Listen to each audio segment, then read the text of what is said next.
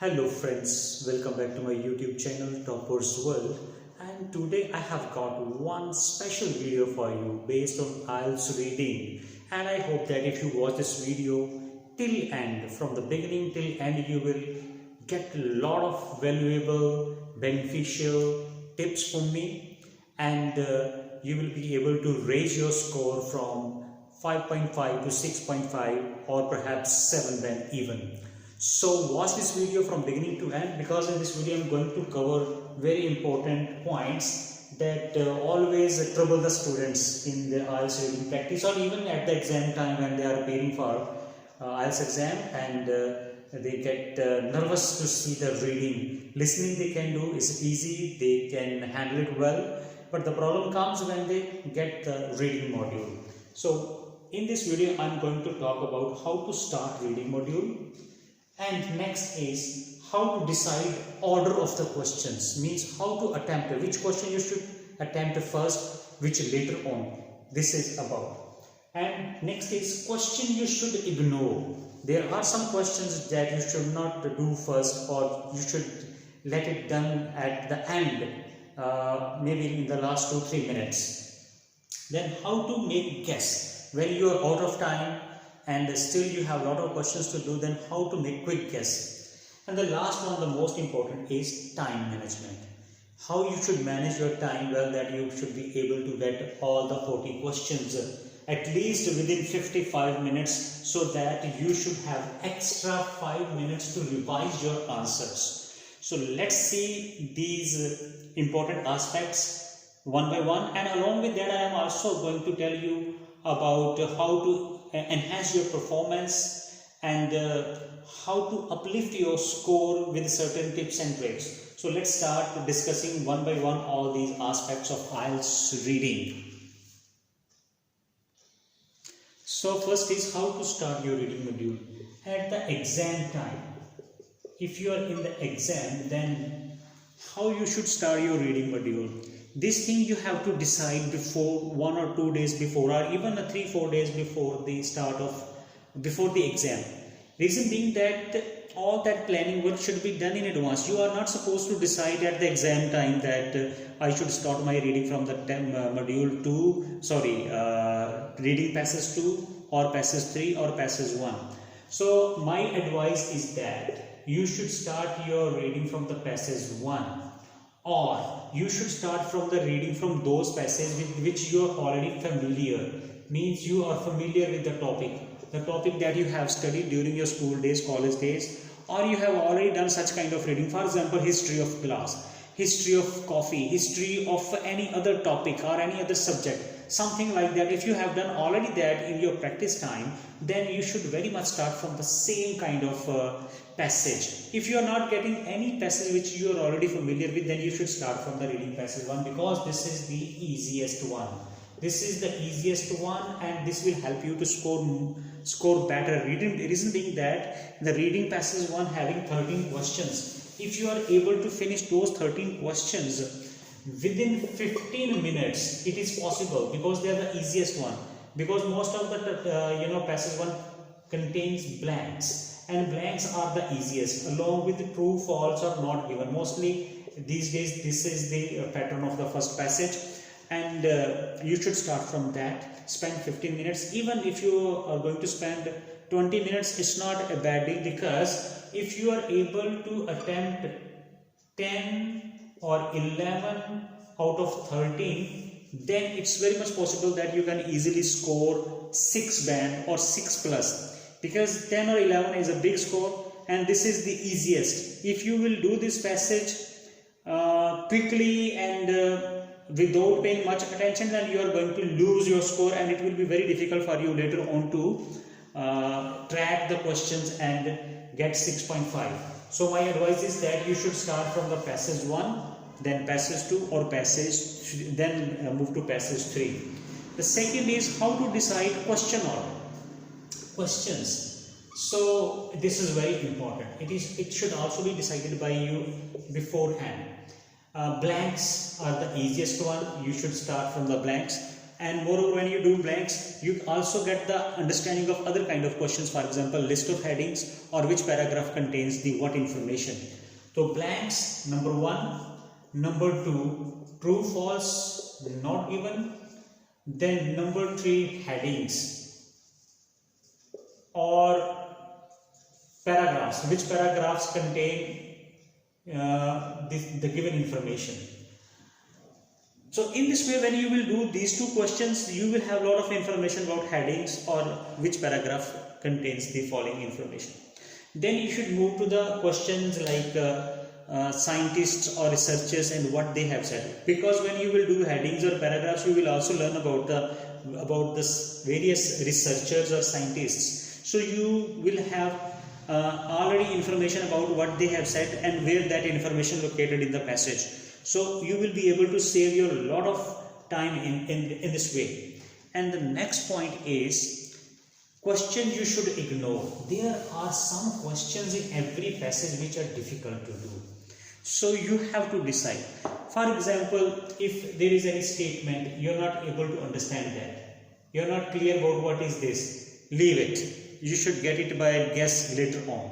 Then the second thing you should postpone for the time being is MCQs.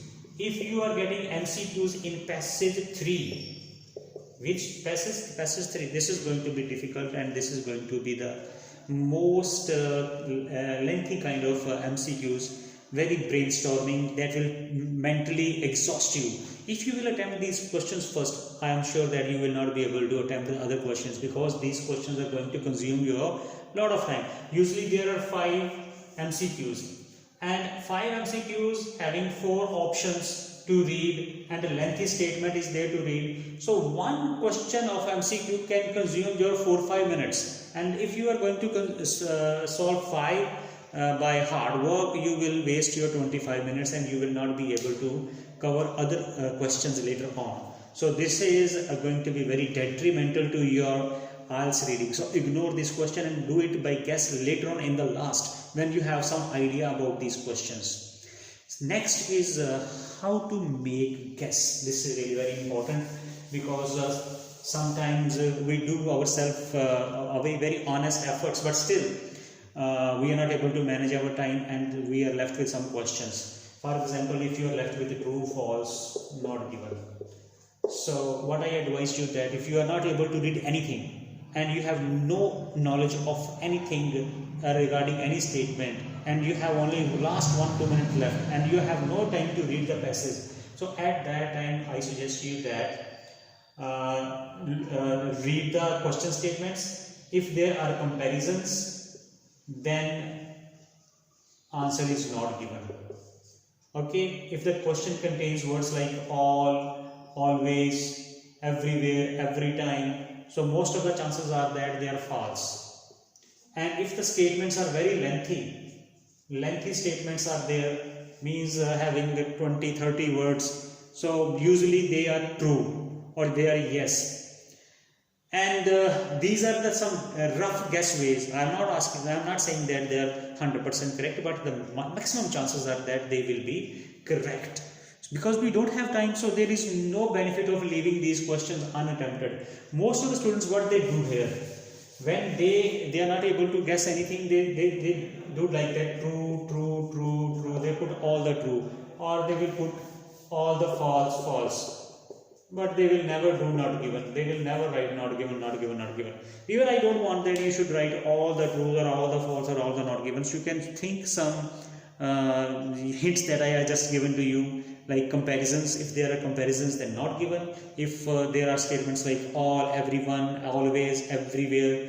So the statements which are having some universal kind of ideologies, then you can say you can write false. And if the length of the question statement is very bigger, then you can write the true.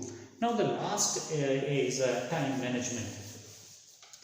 Time management is a big deal. Many students not able to finish their question paper on time.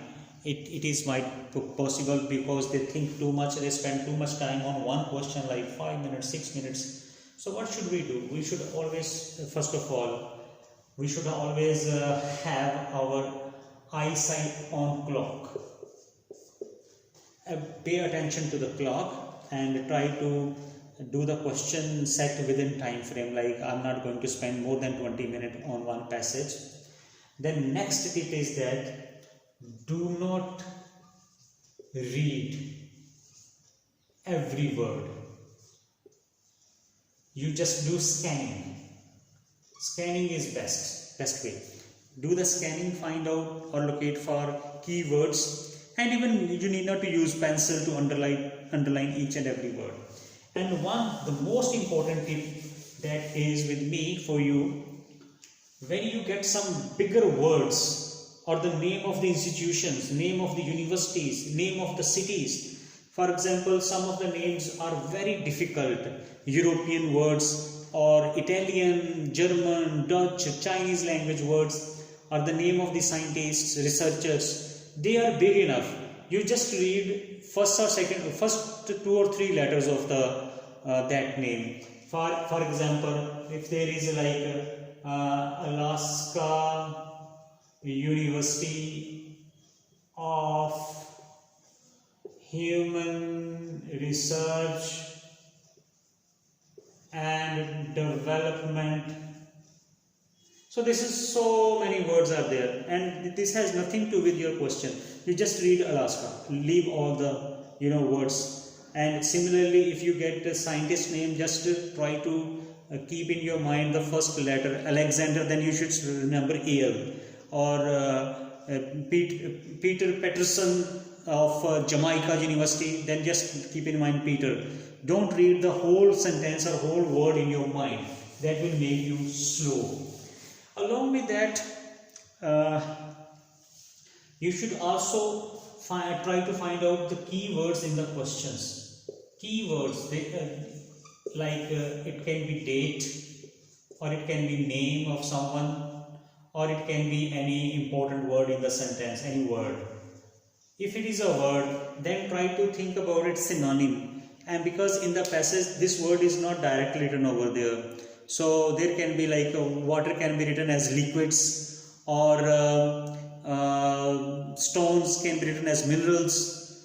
And if you have a name of the scientist, you can easily find out that name by searching in the passage. Date is the easiest way to locate find the location. So look for these things in the question statement, because these are going to help you to find out the exact location in the question. Along with that, the most important thing is never give up. Don't lose your heart. If you find some difficult questions, it doesn't mean that all the 40 questions will be difficult. Every test has 4 or 5 very difficult questions, and most of the students, when see those questions, they lose their momentum, they lose their courage. Don't worry about it, ignore them, and there are 30-35 questions which could be within your range. So what you need to do, you have to keep your nerves under your control and be cool, be patient, be sincere at the time of your reading module. So you will definitely get your score that you are dreaming for, you are aspiring for. So thank you for watching this video, and I hope that this is going to help you a lot in your reading test.